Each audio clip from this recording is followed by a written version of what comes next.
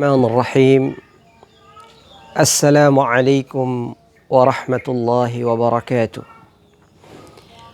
Alhamdulillah, wassalatu wassalamu ala rasulillah wa ala alihi wa sahbihi wa mawalah, amma ba'd. Ikhwati al-a'izza, para pemirsa rahimakumullahu jami'a. Alhamdulillah, kita bersyukur kepada Allah subhanahu wa ta'ala. Kemudian kita bersalawat kepada kekasihnya Muhammad sallallahu alaihi wasallam, teladan dan panutan kita dalam kehidupan. Ikhwati kaum muslimin yang dimuliakan Allah. Allah subhanahu wa ta'ala telah menciptakan kita dalam bentuk yang paling sempurna. Hal ini sebagaimana firman-Nya dalam surah At-Tin. A'udzu billahi minasyaitonir rajim. Bismillahirrahmanirrahim. Laqad khalaqnal insana fi ahsani taqwim. Sungguh kami telah menciptakan manusia dalam bentuk yang paling sempurna. Allah subhanahu wa ta'ala menciptakan anggota tubuh kita disertai fungsinya masing-masing. Bila ada satu yang rusak, maka kerja dan fungsinya tentu akan terganggu. Apakah itu mata kita, hidung, telinga, dan yang lainnya. Termasuk hati yang ada di dalam dada kita. Ketika ia terserang penyakit hati, maka ia tidak akan bisa bekerja dan berfungsi dengan baik. Padahal hati manusia adalah raja. Jika ia baik, maka anggota tubuh yang lainnya akan baik.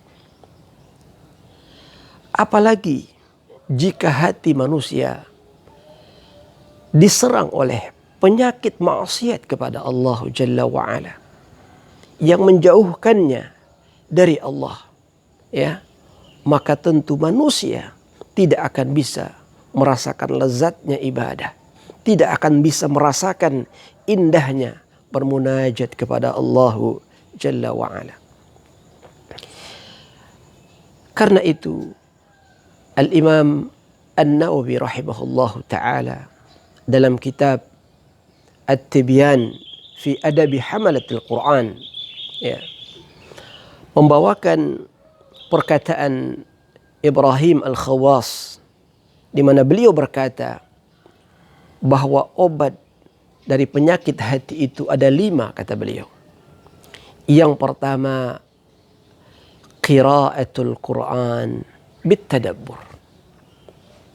Ikhwati yang dimuliakan Allah, jika kita ingin hati kita tetap bersih, terbebas dari semua penyakit yang menjangkitinya, maka resep yang pertama, penawar yang pertama bagi penyakit hati, kata Ibrahim Al-Khawas rahimahullah, adalah membaca Al-Quran dengan tadabbur. Kenapa demikian? Karena Al-Quran diturunkan oleh Allah tidak saja sebagai pedoman hidup, tetapi ia adalah obat penawar bagi hati yang sakit, obat penawar bagi hati yang mati sekalipun.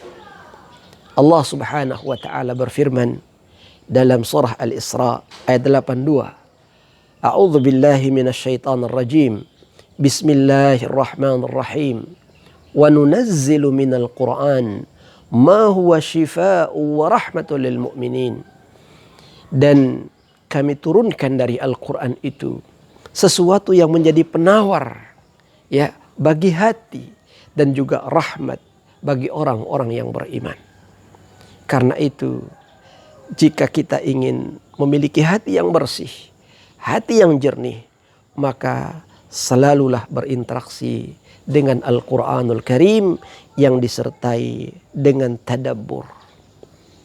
Tadabbur artinya memahami makna ayat-ayat yang kita baca, merenungi setiap kandungan yang ada di dalamnya, lalu bertekad untuk mengamalkan.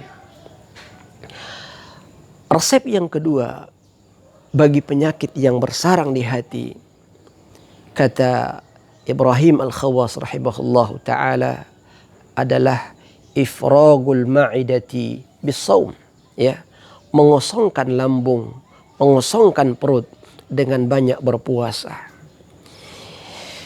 Ikhwati fillah rahimani wa rahimakumullah, ya, mereka yang sering berpuasa, ya, apalagi puasa-puasa sunnah, ya, baik itu puasa Daud, ya, atau puasa Senin Kemis, atau puasa Bid, ya, 3 bulan 3 hari setiap bulannya dari bulan-bulan Hijriyah, ya, maka ini akan sangat baik bagi hati, ya.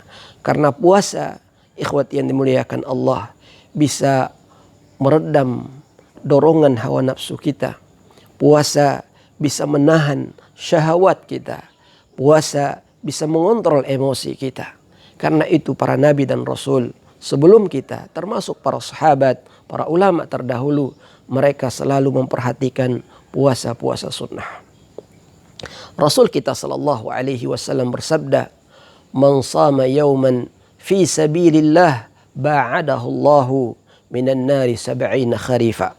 Artinya, barang siapa yang berpuasa sehari di jalan Allah Jalla wa Ala, maka Allah akan jauhkan, ya, dirinya, wajahnya dari api neraka sejauh 70 tahun perjalanan. Resep yang ketiga, ikhwati fillah, agar hati kita bersih, ya, kata beliau, adalah salatun fi jawfil lail, ya, selalu menjaga salat, ya, di sepertiga malam. Salat tahajud, ikhwati fillah, memiliki banyak sekali fungsi, memiliki banyak sekali faidah, ya, baik bagi ruh kita, bagi jiwa kita, bagi hati kita, maupun bagi ketenangan, ya, ketentraman, kebahagiaan hidup kita. Karena itu dalam sebuah hadis Nabi kita sallallahu alaihi wasallam bersabda, "Alaikum bisalatil lail." Hendaklah kalian melaksanakan salat malam, ya. Fa innahu da'bus salihin min qablikum. Karena salat malam itu adalah tradisi orang-orang saleh sebelum kita, ya. Tradisi orang saleh artinya kebiasaan hidup mereka adalah menjaga salat malam, ya. Karena salat malam ini sangat diridhai oleh Allah Jalla wa Ala, ya. Sarana kita meraih ampunan. Kemudian ia juga merupakan penghapus dosa-dosa, ya. Kemudian salat malam juga, ikhwati fillah, ya, menjauhkan kita dari berbagai penyakit yang menyerang tubuh kita, ya. Ini adalah waktu di mana dialog dengan Allah begitu berpengaruh di dalam jiwa kita, ikhwati fillah yang dimuliakan Allah. Maka perbanyak salat malam dan sisihkan waktu sebaik mungkin untuk bermunajat, menyendiri dengan Allah Jalla wa'ala. Kemudian obat yang keempat dari penawar hati yang sakit adalah al-istighfaru inda sahur, ya.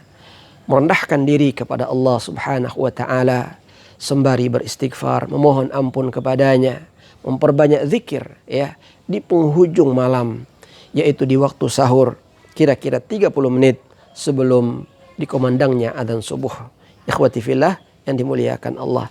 Hal ini sebagaimana firman Allah Subhanahu wa taala ketika menceritakan tentang ciri-ciri hamba yang dicintainya, maka salah satunya Allah berfirman, wal mustaghfirina bil ashar, dan orang-orang yang selalu beristighfar di waktu sahur.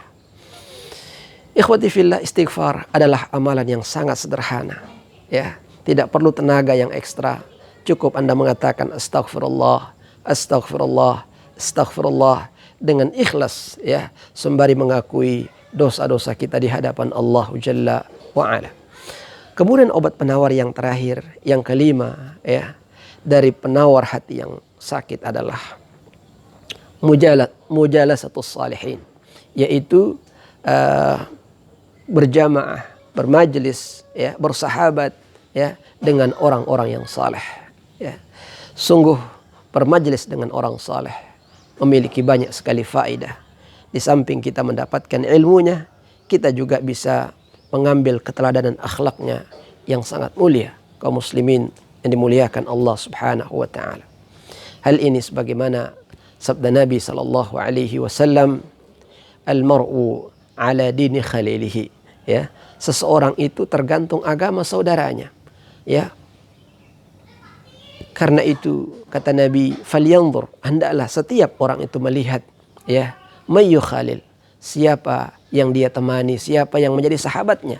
Hendaklah dia perhatikan, karena sahabat itu sangat besar pengaruhnya di dalam kehidupan kita.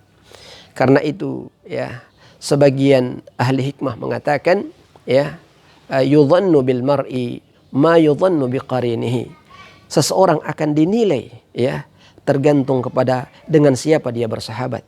Jika dia bersahabat dengan orang saleh, maka kita bisa menilainya, ya, sebagai orang yang saleh.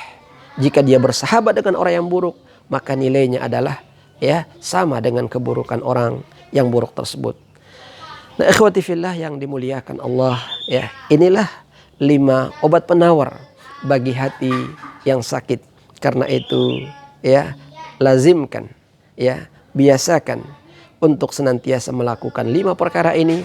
Insya Allah hati kita menjadi hati yang bersih, menjadi hati yang jernih, menjadi hati yang mudah menerima perintah Allah Jalla wa'ala dan menjauhi larangannya. Sehingga kelak kita berharap kita berjumpa dengan Allah dengan membawa hati yang bersih. Sebagaimana firman Allah Jalla wa'ala, yauma la yanfa'u malun wala banun illa man atallaha biqalbin salim. Pada hari itu, hari kiamat kelak, ya, tidak berfungsi lagi harta, tidak berfaedah lagi anak-anak kita, tetapi yang selamat pada hari itu yang datang menghadap Allah dengan membawa hati yang jernih, hati yang suci, hati yang sehat, dan hati yang selamat dari berbagai fitnah, syubhat, dan juga fitnah syahwat. Barakallahu fikum jami'an. Demikian tausiah kita di pagi ini. Semoga bermanfaat. Subhanakallahumma bihamdik, asyhadu an la ilaha illa anta, astaghfiruka wa atubu ilaik. Assalamualaikum warahmatullahi wabarakatuh.